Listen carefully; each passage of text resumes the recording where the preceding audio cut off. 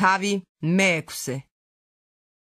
და ჩვენ, როგორც თანამშრომელნი, შეგაგონებთ, რომ ფუჭად არ მიიღოთ ღვთისმადლი, ვინაიდან ის ამბობს, მოწყალების ჟამს შეგიწნარე და ხსნის დღეს შეგეწიე. აჰა, ახლა მოწყალების ჟამი. აჰა, ახლა ხსნის დღე.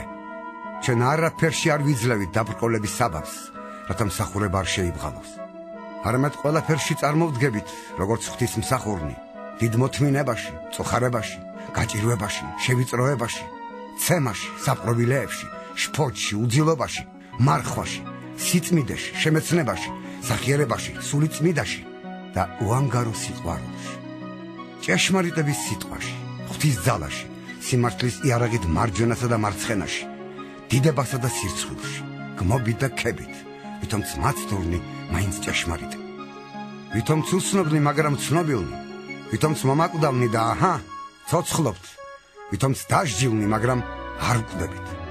ვითომც მწუხარენი, მაგრამ მუდამ მოხარულნი, ვითომც ღატაკნი, მაგრამ მრავალთა გამამდიდრებელნი, როგორც არას მქონენი, მაგრამ ყველაფრის მფლობელნი.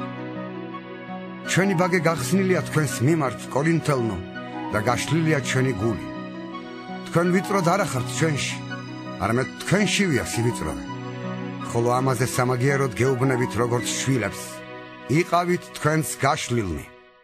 ნუ შეებმებით უცხო უღელში ურწმუნოებთან ერთად, რადგან რა საერთო აქვს სიმართლეს ურჯულოებასთან, რა აქვს საერთო ნათლს ბნელთან, რა შეთანხმება აქვს ქრისტეს ბელიართან, ან რა წილი აქვს მორწმუნეს ურწმუნოსთან, რა კავშირი აქვს ღვთის ტაძარს კერპებთან, რადგან თქვენ ხართ ცოცხალი ღვთის ტაძარი, როგორც ღმერთმა თქვა, და უმკვიდრდები და ვივლი მათ შორის, ვიქნები მათი ღმერთი და ისინი იქნებიან ჩემი ხალხი. ამიტომ გამოდით მათგან და გამოეყავით, ამბობს უფალი. უწმიდურს ნუ მიეკარებით და მე მიგიღებთ თქვენ. ვიქნები თქვენთვის მამა და თქვენ იქნებით ჩემთვის ძენი და ასულნი, ამბობს უფალი ყოვლის მპყრობელი.